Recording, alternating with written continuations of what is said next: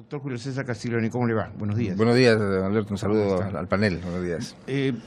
¿Se considera, digamos, urgente, válida, necesaria la ley o el proyecto de ley, aprobarse un proyecto de ley que prohíba la reelección de alcaldes, autoridades locales y los presidentes regionales? Sí.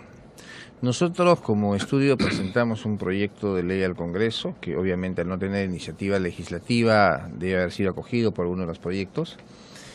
Creemos que se debe regresar a lo que decía la Constitución de 1993. El mandato de los alcaldes y los presidentes regionales debe de ser de 5 años y no la reelección inmediata.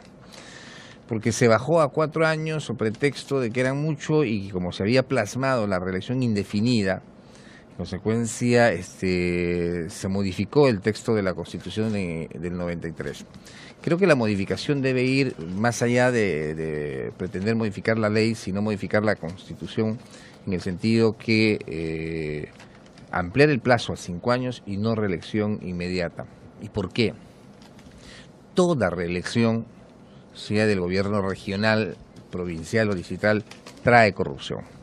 Y en consecuencia las autoridades en este año electoral estamos viendo que más están trabajando por un interés personal de ir a la reelección que por un interés comunitario, haciendo inclusive obras que la sociedad no los necesita o el Consejo de Coordinación Local no los ha pedido. Y en consecuencia esto es un problema, pero que lamentablemente al modificarse la Constitución en este momento no se aplicaría para este proceso, sino se aplicaría para el siguiente proceso electoral. Ahora bien, doctor Castiglioni, en el caso de los gobiernos regionales, ¿no tienen mecanismos como la revocatoria para cambiar si es que los gobiernos no están funcionando como se debe? Sí, ese es un tremendo problema porque lamentablemente la descentralización nació mal. Se eligieron presidentes regionales sin tener regiones. Lo que tenemos somos departamentos y en un departamento un presidente regional, un vicepresidente regional y consejeros. Lo que se hablaba en la discusión de la creación de las regiones son las macroregiones, se ponía como modelo la macroregión sur, que era Tacna, Arequipa y Moquegua, inclusive en Puno. Pero eso era como un modelo que se ponía y que era una región natural. Sin embargo, eso no está en el papel. Cada uno es un departamento. Después de este gran error que se ha cometido en el gobierno de Alejandro Toledo, ya ningún departamento va a querer integrarse a una región. Porque es renunciar a su presidente, a su vicepresidente, renunciar a su canon, renunciar a sus ingresos, a lo que han probado una autonomía confundida con autarquía.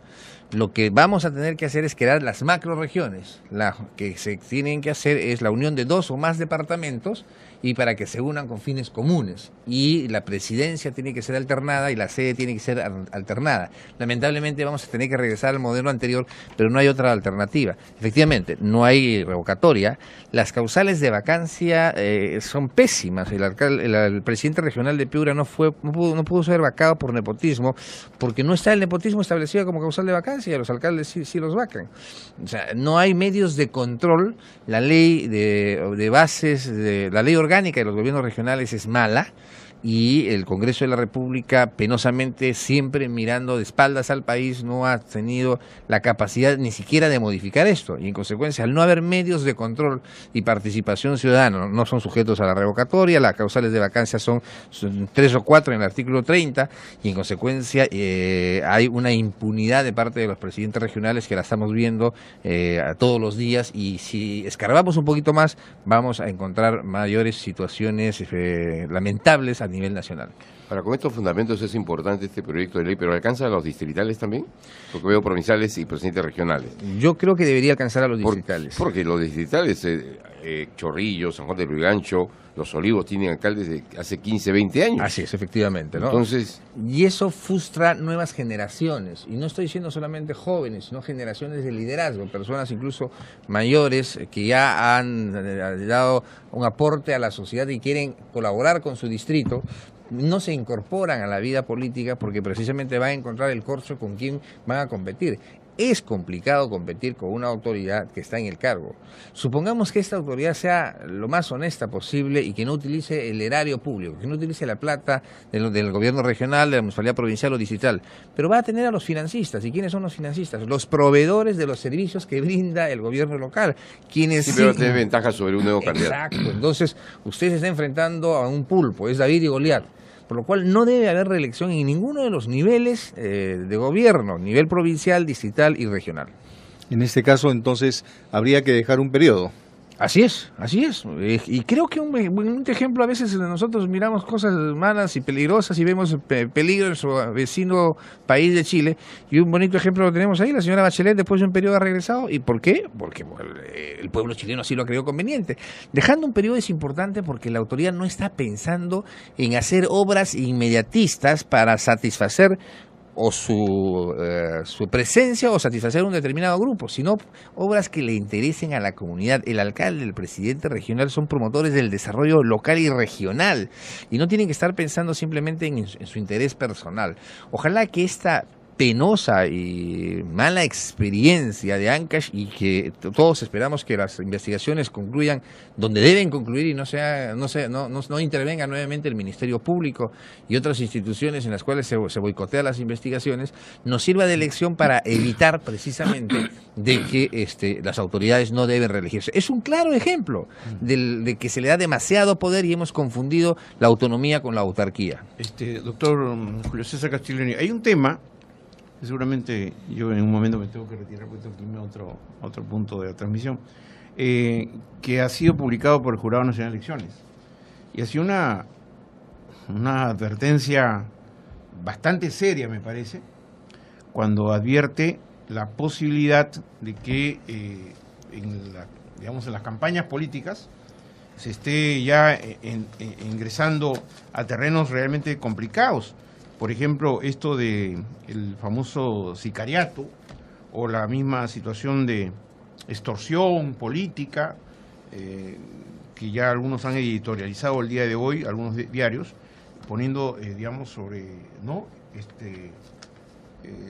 poniendo las cosas ya en alerta nacional. ¿Qué tan, importante sería que nos preocupemos de que las campañas no sean,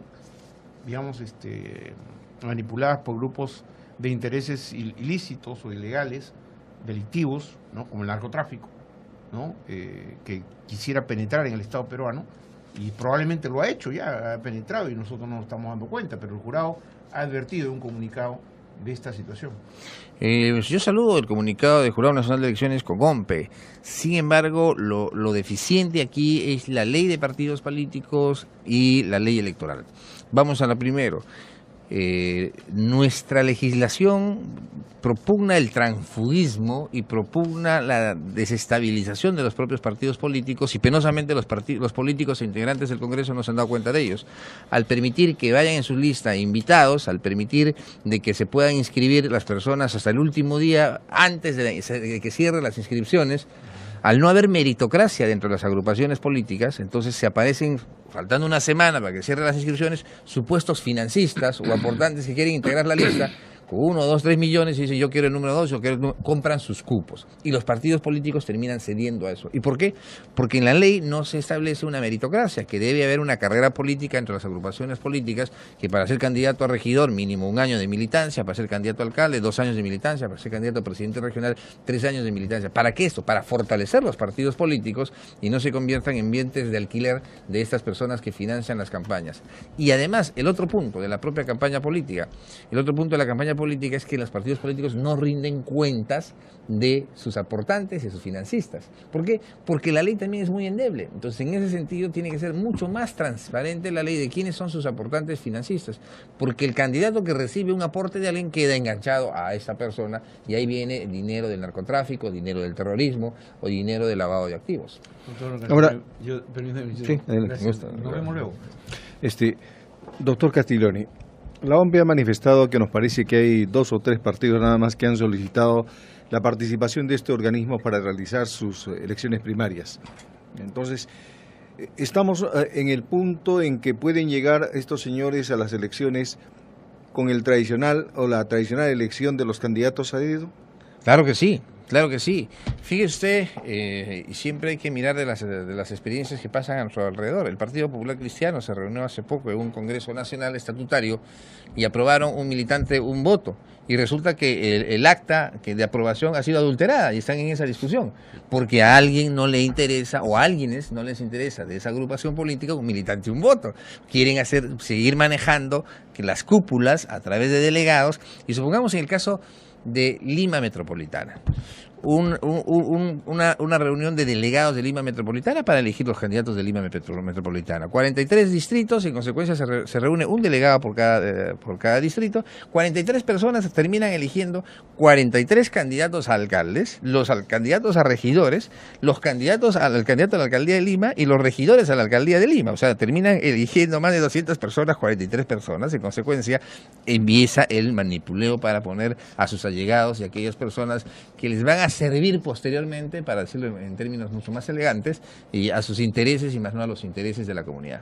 Estamos al comienzo entonces. Ya, vamos a tener el mismo problema como el que hemos tenido hasta este momento. Es decir, han llegado a estos altos cargos personas no necesariamente idóneas. Estamos de acuerdo. ¿Por qué? Por una falta de democracia de los partidos políticos y falta una transparencia.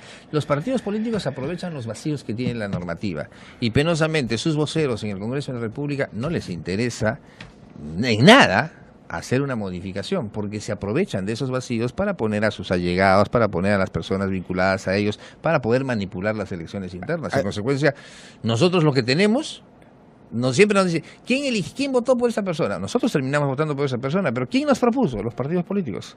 Y entonces estamos en una encrucijada. O viciamos nuestro voto, anulamos nuestro voto, o votamos por la lista que ellos nos propugnan. Y como no hay una verdadera democracia, en consecuencia, los candidatos o los postulantes no son los más idóneos. Los partidos políticos, digamos, que tienen tiempo en nuestro medio y que hablan justamente de este tema democrático a nivel interno, cuando se acercan elecciones como las que vienen en octubre, se habla de las elecciones internas. ¿Quién controla estas elecciones internas?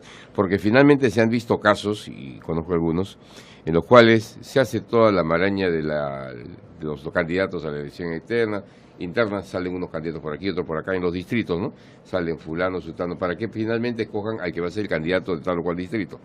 Pero al final llega la orden, ¿no?, de la principal y está la lista. Entonces, si estamos hablando de democracia y que se respeten los fueros internos democráticos para elegir al verdadero candidato de una agrupación política, ¿quién controla estas elecciones internas? ¿Hay un control o no? Nadie, solamente el Tribunal Electoral Provincial o Departamental y el Tribunal Nacional o el Comité Electoral Nacional o Provincial. Los partidos políticos no optan, lo que nos manifestaba su colega, por invitar a la OMPE. Ahí la ley es mala, porque debería ser la OMPE. Pero no debería de participar de oficio para... Exacto, es que en la ley dice los partidos podrán invitar.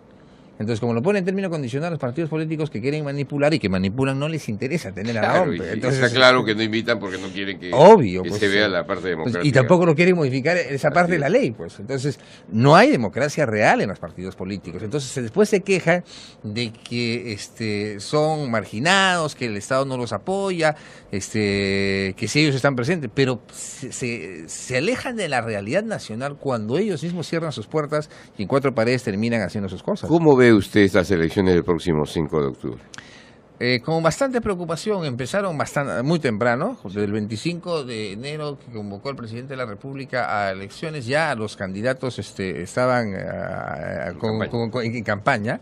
Y si nosotros salimos acá nomás a la avenida Espiritual, vamos a ver ya propaganda dice alcalde 2015-2019. Y lo más grave es que esas personas ni siquiera son precandidatos, son aspirantes a precandidatos. No hay agrupación política en este momento que haya convocado... Se está confundiendo la opinión pública. Exacto. Esto se está viendo en todas partes. No hay una agrupación política que haya convocado a elecciones internas para que se inscriban. Una vez que estas personas se inscriben en sus elecciones internas, son precandidatos. Y una vez si es que ganan la elección interna, son candidatos. No son, en este momento son aspirantes a precandidatos. Gana y oficializa. Claro. Y lo peor de todo, nos contaminan la ciudad y ensucian la ciudad. Hay una contaminación visual de paneles, banners, banderolas, y ensucian la ciudad con volantes, afiches, pegan en los postes, en una campaña que es interna.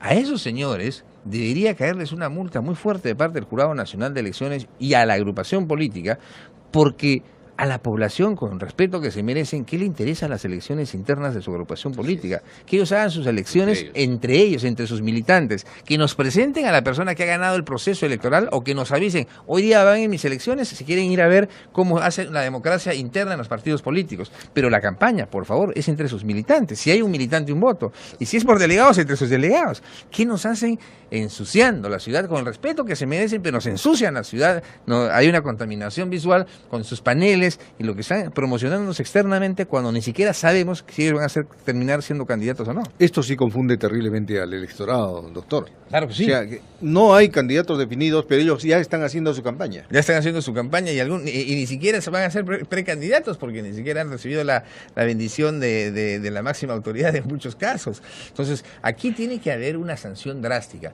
y también los gobiernos locales tienen que poner mano dura. Los gobiernos locales no se atreven a sacar la propaganda que ponen estos señores porque el alcalde también va a ser candidato, pues. Sí, y como va a ser candidato no se atreve a sacar, porque esta publicidad la ponen en cualquier lugar, empezando de la Municipalidad Metropolitana de Lima debería sacar la propaganda que se ha puesto, por ejemplo, todo en Pista Nueva, o que se pone en el Sanjón, lugares donde está prohibido, deberían sacarla. Uno se va al sur, ya Castañeda está de campaña también. En todas partes de Lima están en campaña y entonces deberían sacarse porque, primero, no hay proceso electoral en este momento. O sea, no hay candidatos, y al no haber candidatos oficiales de cada partido no puede haber propaganda electoral. Y segundo, la propaganda electoral las municipalidades distritales o provinciales la regulan. Tienen que establecer en qué lugares se pueden poner determinada propaganda. Usted recuerda la campaña anterior que incluso en el Óvalo Higuereta se sacó con un cargador frontal todos los paneles que estaban puestos. Muy bien, eso es lo que tiene que hacer el gobierno local. Pero tiene que hacerlo ya para empezar a educar y decirle a la población y decirle a los posibles candidatos que no pueden hacer eso y a los partidos políticos que regulen su propia campaña, que es interna y que no es externa. ¿A quién le corresponde sancionar esto si es que hay necesidad? Al gobierno local y creo que el Jurado Nacional de Elecciones, el Jurado Nacional de Elecciones está en la facultad de regular este tipo de propaganda. El jurado tiene los dispositivos sobre la propaganda electoral, la publicidad estatal, pero no tiene un reglamento que ha sacado al amparo de la ley y no tiene un reglamento sobre la propaganda no autorizada en procesos que todavía no están adelante. O sea, son 3 o 4 artículos que fácilmente el Jurado Nacional de Elecciones lo puede hacer y para este proceso ha sacado nuevos dispositivos distintos al del 2010 que están muy bien y creo que sí está en capacidad de poder hacerlo. Muy bien, doctor Julio César Castiglioni, usted siempre atento a nuestro llamado. Creo que tenemos mucho que conversar de aquí al próximo. Claro, vamos a estar así. Hay mucha tela que cortar. Muchísimas gracias. Gracias a ustedes y que hasta les vaya bien, los felicito. Muy bien, Nos va a aclarar toda esta maraña que se está presentando de comienzo, nada más.